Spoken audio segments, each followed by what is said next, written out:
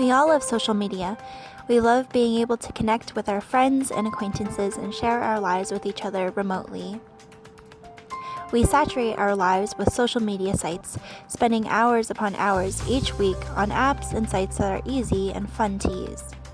Question: have you ever stopped to think about the way that all of your social media use affects you? Most likely than not, your answer is no. Who has time to think about how social media affects you when there are so many other things going on around you?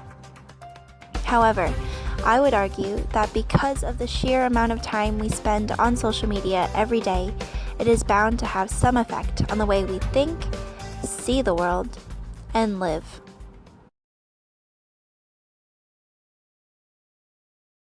In the fall of 2016, the world watched as Donald Trump and Hillary Clinton took center stage to campaign for the votes of the citizens of the United States.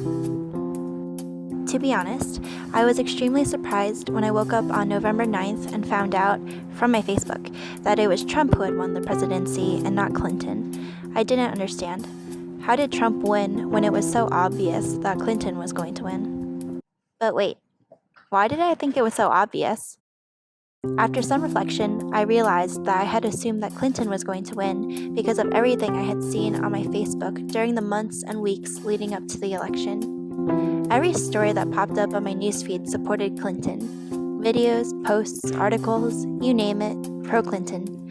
I did not see one post that supported Trump. And so I assumed that our next president was going to be the first female US president. I was wrong, of course, but the question remained: how did I become so disillusioned? In 2013, Facebook rolled out the new newsfeed. According to a post written by one Facebook employee, the purpose of the newsfeed was to, quote, show the right content to the right people at the right time so that they don't miss the stories that are important to them. Why is this necessary? Well, according to the same article, whenever a person logs onto Facebook, there are on average 1,500 potential stories that can come up. However, the Facebook user does not necessarily want to see all 1,500 of those stories. Therefore, Facebook has figured out a way to choose the top 300 stories that it thinks the person would want to see and rank them in an order that the person would want to see them. How did Facebook accomplish this? Through the Facebook algorithm. How does that Facebook algorithm work? Well, nobody actually knows for sure because it's a secret. However, we know that there are more than 1,000 factors that go into this algorithm.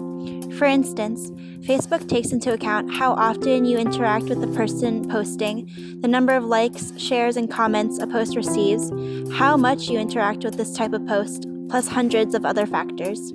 What this boils down to is that instead of seeing these 4 posts in this order when I log onto my Facebook, I will see these posts in an order that Newsfeed thinks that I would like better. And it works. According to data that Facebook collected when it was testing the effectiveness of the new newsfeed, the amount of likes, comments, and shares on the organic stories people saw from friends and pages increased. In summary, our newsfeed shows us what it thinks we want to see, which is both beneficial and harmful. A phenomenon that arises from the newsfeed algorithm is something called the filter bubble, which is defined as your own personal, unique universe of information that you live in online. This term was coined by a guy named Eli Pariser, who wrote the book The Filter Bubble: What the Internet is Hiding from You. He argues that because of the way social media works, like the newsfeed algorithm, we don't decide what gets in, and more importantly, we don't actually see what gets edited out. In other words, the newsfeed algorithm aims to please. It takes into account each person's unique interactions with news feed items and tries to filter out what it thinks that person won't want to see. But because people are more likely to like, comment, and share posts that are in line with what they believe and value, the algorithm will continually take these actions into account.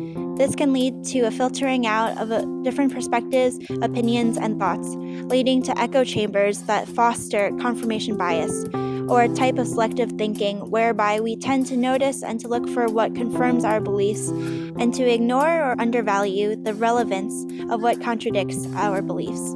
The danger of the filter bubble is that increasingly we end up not seeing what people who think differently see, and in fact, we end up not even knowing that those perspectives even exist.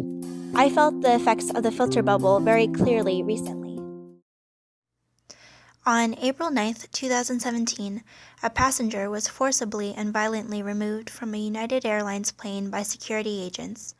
While this news blew up on many of my friends' news feeds, I had heard nothing about the incident until 2 days later from my friends. If out of maybe 20 posts that I would see, I would say, not an exaggeration, maybe like 17 posts. Wow, that's were a lot. like just variations of like analyzing the situation or the actual footage or like compilation of the multiple videos or just like one of them, just some variation. But it was like really like in my face, really in my face. Yeah. I think last night I saw like one or two, and then I woke up this morning and looked at Facebook, and I was like post after post about different things, and then they released the like newer footage from a different angle that like revealed the more gruesome details. Which is curious, since I had not seen anything on my newsfeed about the incident.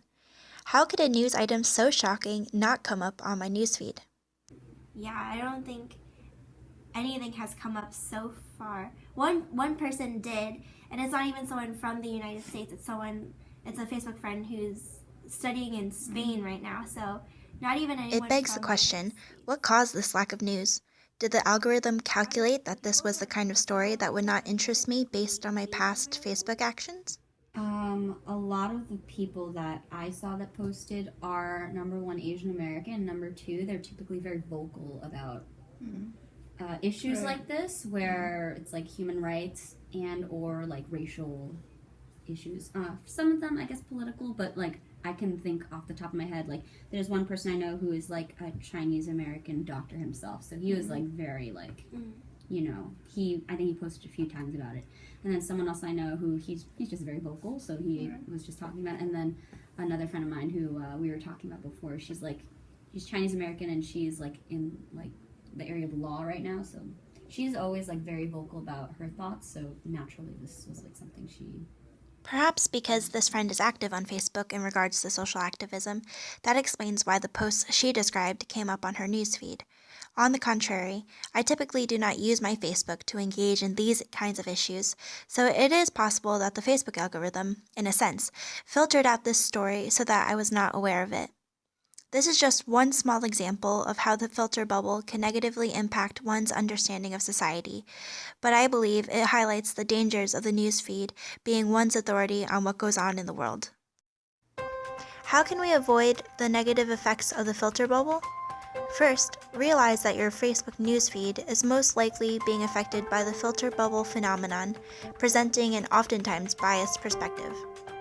Then, have a conversation with someone who doesn't have the same beliefs, values, or opinions as you. You don't have to agree with them, you just have to listen and understand that there are other points of view besides your own in the world. We need open and honest communication between every and all sides if we want to continue making progress towards a better world.